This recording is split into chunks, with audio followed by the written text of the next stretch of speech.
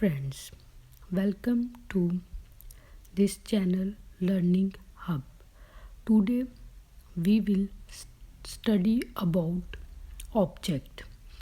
Objects have states and behaviors. States are basically variables and behaviors are functions. It means object have two things. One is variable and the second is functions. Object is an instance of a class.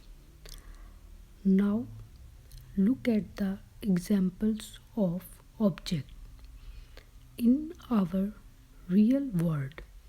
As car is a class and its object will be Audi, Nissan. Okay, now we discuss about the different states and behaviors of a object.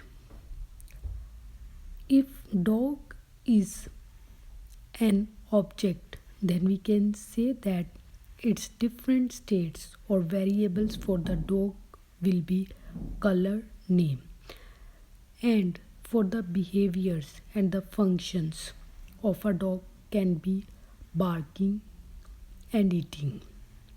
Thanks students. Kindly like, share and subscribe.